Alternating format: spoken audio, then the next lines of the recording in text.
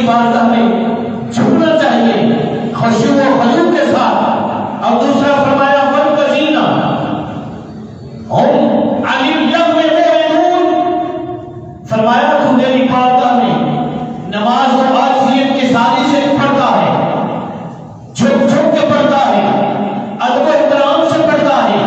اور جب تک تو مسجد میں رہتا ہے تیرا دل میرے خوف سے کانپتا رہتا ہے،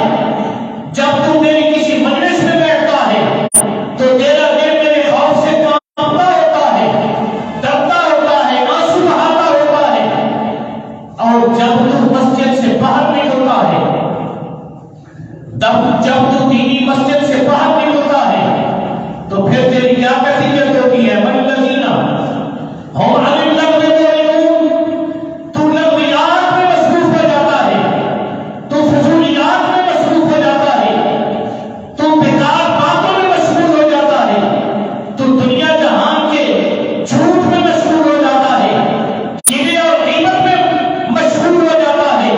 فرمایا اپنے آپ کو ذرا سنبھال، ابھی تو تو اللہ کی بارگاہ میں گڑگڑا رہا تھا،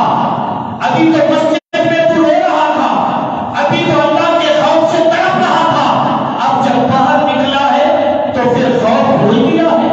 وہ اللہ کا ڈر تو نے بھلا دیا ہے، پھر لغویات میں شامل ہو گیا، پھر فضولیات میں شامل ہو گیا، پھر گرے اور تہمتوں میں شامل ہو گیا، پھر جھوٹوں میں شامل ہو گیا، پھر نام توڑ کی بےایمانی میں شروع ہو گیا، پھر ملاوٹ میں شروع ہو گیا۔ فرمایا یہ میرا دوہرا کردار ہے، اگر تجھے کوئی دونوں کرداروں میں دیکھ لے تو وہ سوچنے پر مجبور ہو جائے گا کہ اس کا مسجد والا کردار حقیقت ہے یا اپنا لغویات والا کردار اس کا حقیقت ہے۔ تو آقا کریم علیہ السلام کے اپنے ارشاد فرمایا اے میرے بندے اپنے کردار کو وہ کردار بنا جو تو مسجد میں بیٹھ کر اپنا رہا تھا، اللہ کی بارگاہ میں اللہ سے کر رہا تھا، اپنے آنسو بہا رہا تھا، اور اس وقت تو آنسی اور انکساری میں ڈوبا ہوا تھا، تو جب باہر نکلا تو سب کچھ تو نے بھلا دیا۔ اب فرمایا کامیابی یہ نہیں ہے، اس کا نام تو منافقت ہے۔ مسجد میں یار سے ڈر رہا تھا، مسجد میں یار سے دوڑ لگا رہا تھا، مسجد میں یار کے خوف سے تیری آنکھوں میں آنسو بہ رہے تھے، اب باہر نکلا تو وہ خوف ختم ہو گیا، وہ ڈر ختم ہو گیا، وہ آنسو چلے گئے۔ فرمایا ایسا نہ کر، ترقی چھوڑ کر یا رنگ ہو جا، سراسر موم یا پھر سنگ ہو جا۔ جس طرح اللہ کی بارگاہ میں اللہ سے ڈر رہا تھا اسی طرح باہر بھی اللہ سے ڈرتا رہے، اسی طرح باہر بھی اللہ سے خوف زدہ رہے، اللہ کے خوف سے آنسو بہا۔ اللہ فرماتا ہے اگر تیری یہ کیفیت ظاہر اور باطن ایک ہو جائے، مسجد میں اور باہر ایک ہو جائے، مجلس میں باہر ایک ہو جائے، تو اللہ فرماتا ہے پھر میں تمہیں کامیابی عطا فرما دوں گا۔ یہ ہے معاشرہ۔ ذرا غور فرمائیں اللہ پاک کیا ارشاد فرما رہا ہے والذین هم للزکاۃ فاعلون۔ فرمایا کامیابی کی چوتھی شرط یہ ہے کہ تو اپنی پاکی میں کوشش کر، اپنے اندر کو پاک کرنے میں کوشش کر۔ یہ زکات کا معنی ایک تو یہ ہے کہ اللہ کے نام پر خرچ کرنا، اللہ کے نام پر دینا، اور اس کو زکات اسی لیے کہا جاتا ہے کہ جب مال سے اللہ کے نام کا نکال دیا، اللہ نے اس مال کو پاک کر دیا، تو اللہ فرماتا ہے فاعلون، تو کوشش کرتا رہے، تو ہمت کرتا رہے، تو اس بات میں مصروف رہے کہ اس بات میں بھی زکات فاعلون، اپنے اندر کو پاک کرنے کی کوشش کر،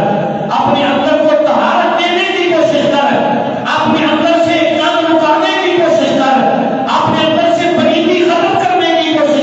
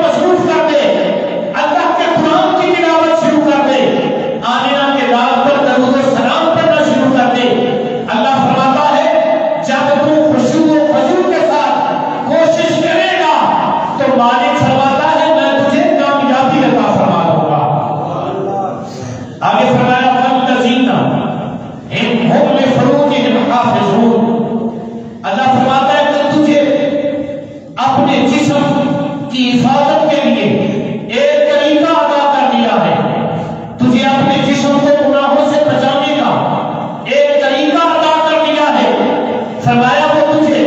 نکاح کا طریقہ عطا کر دیا ہے جب تو اپنے جسم پر کنٹرول نہ کر سکے، جب تیرے اندر حیوانیت آنے لگے، فرمایا جب تو اپنے جسم کی قوت کو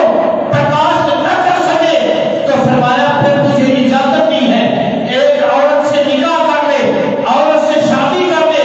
تاکہ تیرا جسم طہارت کے لیے تیار رہے اور تو برائی سے بچا رہے، تو بدکاری سے بچا رہے، تو زناکاری سے بچا رہے۔ یہ تجھے سنت طریقہ عطا کر دیا ہے۔ فرمایا اس طریقے کو اپنا لے۔ اب تو اس طریقے کو اپنا کر بھی اگر بدکاری میں مصروف رہے گا،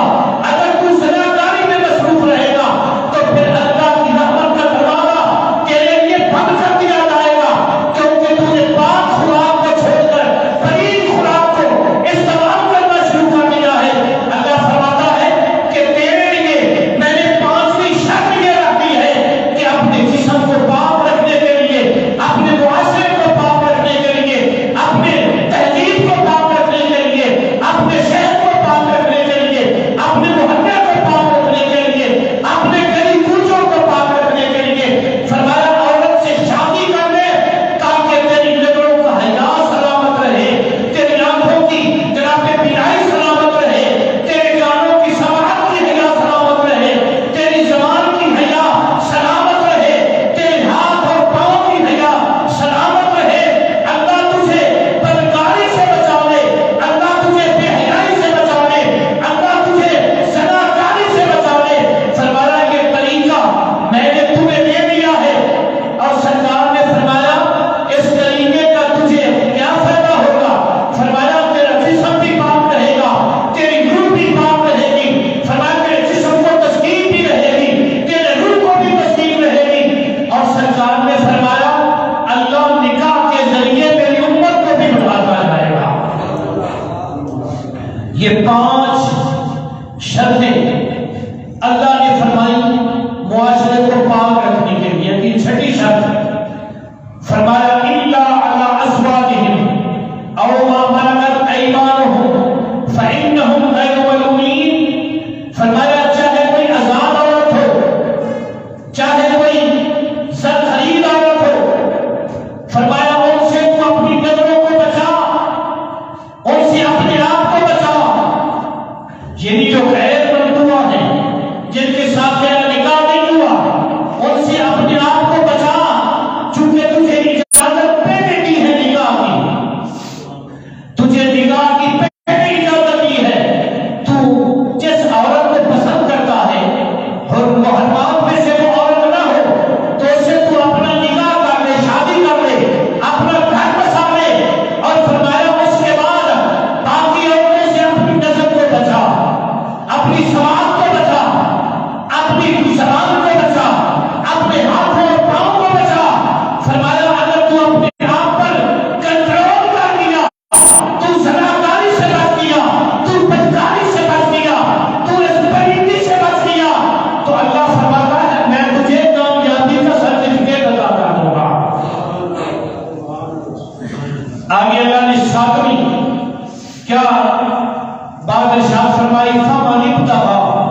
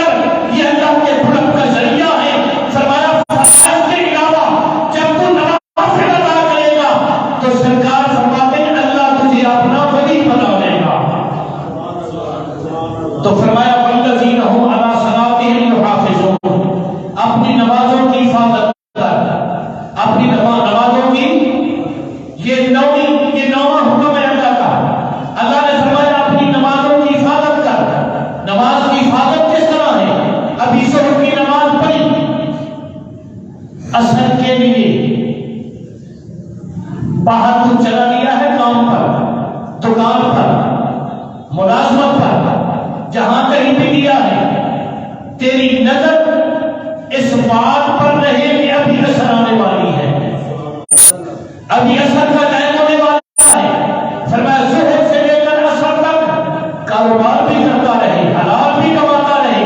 اور تیری توجہ مسجد کی طرف رہے، تیری توجہ مسجد میں رہے کہ میں اپنے آپ کو ابھی مسجد میں لے کے جانا چاہتا ہوں، ابھی نماز اذان ہونے والی ہے، میں مسجد میں جاؤں گا۔ فرمایا جب عصر کی پڑھ لے تو پھر مغرب کا انتظار کر، جب تم مغرب کی پڑھ لے پھر عشاء کا انتظار کر، جب عشاء کی پڑھ لے پھر فجر کا انتظار کر، فرمایا جب فجر کی پڑھ لے پھر ظہر کا انتظار کر۔ اپنے آپ کو مسجد میں داخل رکھ، اپنے آپ کو، اپنے تصور کو مسجد میں رکھ۔ اللہ فرماتا ہے والذین هم علی صلاتهم وصلواتهم یحافظون،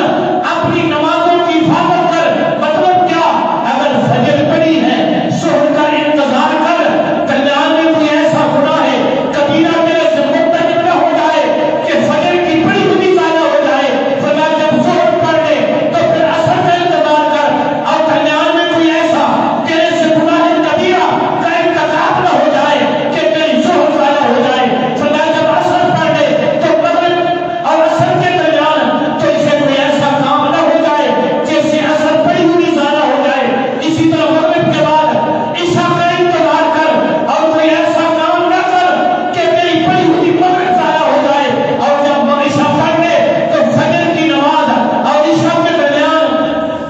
کوئی تجھ سے ایسا کام سرزد نہ ہو جائے کہ تیری عشاء پڑی ہوئی ضائع ہو جائے۔ فرمایا اس طرح تو اپنی زندگی پاک بنا لے گا، اس طرح تیری زندگی طیب و طاہر ہو جائے گی، تو اللہ تیرے وجود کی برکت سے تیرے گھر کی بھی اصلاح کر دے گا، تیرے محلے کی بھی اصلاح کر دے گا، تیرے شہر کی بھی اصلاح کر دے گا۔ اللہ تیری برکت سے سارے معاشرے کی اصلاح فرما دے گا۔ شرط کیا ہے کہ اپنے اندر ایک جستجو پیدا کر۔ والذین هم للزکاۃ فاعلون، اس کوشش میں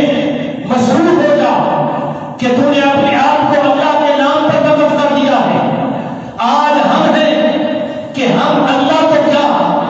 اللہ سے اتنی الیاذ باللہ بغاوت کر چکے ہیں کہ ہم نے اللہ کے دشمنوں کو اپنا یار بنا لیا ہے، اللہ کے دشمنوں کی اتباع میں لگ چکے ہیں۔